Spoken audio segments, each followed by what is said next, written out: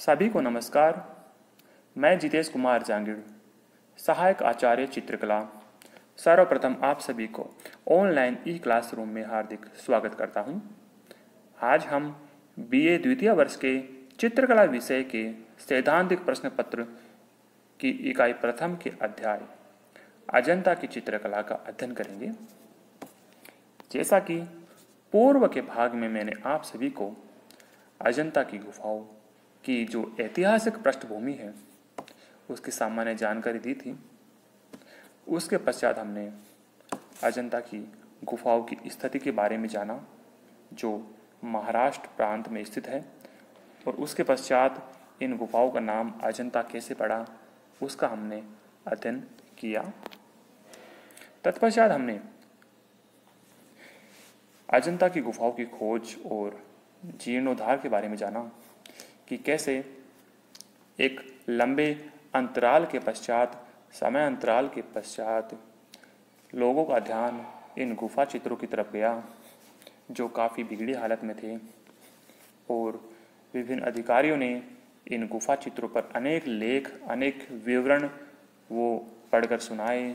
फिर इनकी जो चित्र अनुकृतियाँ है वो तैयार हुई, प्रदर्शनियाँ भी हुई, काफ़ी प्रदर्शनियाँ जल गई और फिर दोबारा उनकी अनुकृतियाँ हुई, फिर पुस्तकें वगैरह प्रकाशित हुई। इस प्रकार से इतने लंबे टाइम पीरियड के बाद ये जो गुफा चित्र है वो संपूर्ण विश्व के सामने आए। पूरे विश्व ने इन चित्रों को जाना। इस प्रकार से आज हम पढ़ेंगे अजंता की भित्ति चित्रण विधि के बारे में। जो कि सभी को पता है, अजंता की जो गुफाएं हैं वो पहाड़ियों को काट करके, खोद करके, तराश करके बनाई गई है। तो चित्र बनाने के लिए विशेष रूप से एक समतल धरातल की आवश्यकता होती है, और यहाँ पर जो टेक्निक ली गई है काम में वो खनिज रंगों में टेम्परा पद्धति पर आधारित यहाँ पर चित्रण हुआ है। अब इस टेम्परा पद्धति में किस प्रकार से जमीन तैयार करेंगे, किस प्रकार से सतह तैयार करेंगे और सतह या परत दर परत इसमें रंग लगाएंगे, वो जो पद्धति है वो यहाँ पे काम में ली गई है। शुरुआत में ये जो चट्टान की जो दीवारें हैं जो डावाडोल स्थिति में थी या उबड़ खाबड़ बोल सकते हैं, कहीं कम कहीं ज़्यादा ये मोटाई में ये चट्टानें थी, तो उनको छेनी या हथौड़ी से उनको टाच करके, उनको तोड़ करके उसको समतल किया गया, और उसके पश्चात उसको और भी अधिक समतल करने के लिए उसमें खड़िया, चूना, गोबर, बजरी का गारा, ये सब उस खुरदरी दीवार पर इन सब का जो लेप है वो मिला करके लगाया गया। लेकिन दीवार पर लगाने से पहले इस गारे को कई दिनों तक अलसी के पानी में फूलने के लिए रख दिया जाता है। मतलब ये लेप लगाते हैं उससे पहले इसको रख देते हैं, और इस गारे में कभी कभी धान की भूसी में भी मिला सकते हैं, यह भी प्रचलन इसमें है। इसके पश्चात प्लास्टर की पहली परत लगती है जो 0.25 इंच से लेकर के 1 इंच तक की मोटी होती है। मतलब जब ये पूरा जो लेप बन जाता है, एक समय अंतराल में रखते हैं, जब ये फूल जाता है, तैयार हो जाता है, लगाने लायक हो जाता है, फिर इसमें 0.25 इंच से लेकर के 1 इंच तक की मोटाई की परत, इसमें पहली परत वो है वो तैयार होती है। इसके ऊपर अंडे के छिलके की मोटाई के बराबर सफ़ेद प्लास्टर, या कह सकते हैं कि सफ़ेद जो कली है उसका लेप इसके ऊपर लगाया जाता था, लेप इसके ऊपर चढ़ाया जाता था। इस प्रकार से प्लास्टर से सभी छेद जो है दीवारों में, जो खुरदरापन था वो भर दिया जाता था, और दीवार अब चित्रण के लिए पूरी तरह से तैयार हो जाती थी, पूरी तरह से समतल हो जाती थी।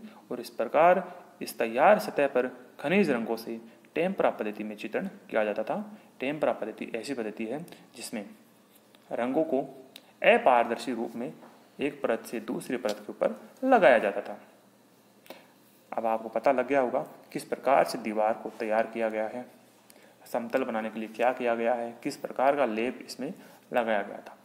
इस प्रकार से ये भित्ति चित्रण की विधि पूर्ण होती है। अब हम बात करेंगे गुफाओं के प्रकार की। यहाँ पे जो गुफाएं प्राप्त होती है वो दो प्रकार की है। पहली है, जैसा कि आप चित्र में देख रहे हैं, चैत्य गुफा, और दूसरी जो गुफा है वो है विहार गुफा। अब मैं आपको इन दोनों प्रकार की गुफाओं में अंतर समझाता हूं। जो पहली गुफा है चैत्य गुफा। चैत्य गुफाएं वह गुफा होती है जो कि मूलतः पूजा गृह होती है, अर्थात पूजा का स्थान होती है। और चैत्य गुफा में एक स्तूप होता है जिसकी बौद्ध भिक्षु पूजा करते थे, अर्थात चैत्य गुफाएं पूजा योग्य स्थान होता था जहाँ पर पूजा आराधना बौद्ध भिक्षुओं के द्वारा की जाती थी। जैसा कि आप इस चित्र में देख रहे हो, इस चित्र में एक बीच में एक गोलाकार स्तूप भी बना हुआ है और जो बौद्ध भिक्षु है वो इस स्तूप की पूजा किया करते थे। तो इस प्रकार का जो स्तूप जिस गुफा में मिलता है जो पूजा आराधना पर आधारित है, ये गुफाएं चैत्य गुफाएं कहलाएगी। क्योंकि मैंने बताया था पहले 29 गुफाएं थी, फिर 30 गुफाएं हुई। मतलब इन गुफाओं में ही कुछ गुफाएं चैत्य है और कुछ गुफाएं विहार गुफाएं हैं। अब विहार गुफाएं कौन सी गुफाएं होती है? ये वह गुफा जिसमें बौद्ध भिक्षु निवास करते थे, अर्थात बौद्ध भिक्षुओं के निवास हेतु जो गुफाएं तैयार होती थी वो विहार गुफाएं कहलाती हैं। अब आपको अंतर समझ में आ गया होगा कि जो गुफाएं जो प्राप्त हुई है उनमें दो प्रकार की गुफाएं हमें मिलती है, चैत्य और विहार। आप विहार गुफा में देख रहे हैं कि ये बौद्ध भिक्षुओं के रहने लायक है। यहाँ पर कोई स्तूप नहीं बना हुआ है, ना ही कोई ऐसी मूर्ति जिसकी बौद्ध भिक्षु पूजा कर सके, अर्थात यह रहने लायक स्थान है।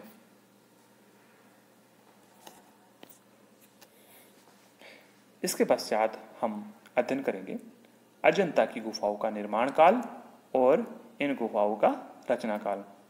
मैंने प्रारंभ में भी आपको बताया था कि इन गुफाओं में लगने वाला जो समय है वो 800 वर्षों का समय है और ये गुफाएं जो है वो 200 ईसा पूर्व से, ये जो समय जो है, ये जो 200 ईसा पूर्व का जो समय है वो मौर्यकालीन राजवंश का समय था। वहां से लेकर के 600 ईस्वी तक जो गुप्त काल का जो अंतिम समय माना जाता है, इस समय तक, इस अंतराल में ये गुफाएं लगभग 800 वर्षों में ये गुफाएं जो है ये बन करके तैयार हुई थी। और अगर इन गुफाओं में देखें तो इन गुफाओं में भी जो गुफा संख्या जो 13 है वो सबसे प्राचीन है। इसका रचना काल 200 ईसा पूर्व माना जाता है और गुफा संख्या जो 1 है वो सबके बाद की है, या कह सकते हैं कि सबसे नवीन गुफा भी है और इसका निर्माण 6वीं शताब्दी में हुआ था। इस प्रकार से ये गुफाएं हैं, हम कह सकते हैं कि 200 ईसा पूर्व से 600 ईस्वी तक इन गुफाओं का निर्माण हुआ। इस प्रकार से आगे हम पढ़ेंगे अजंता की गुफाओं के चित्रों के विषय। धन्यवाद।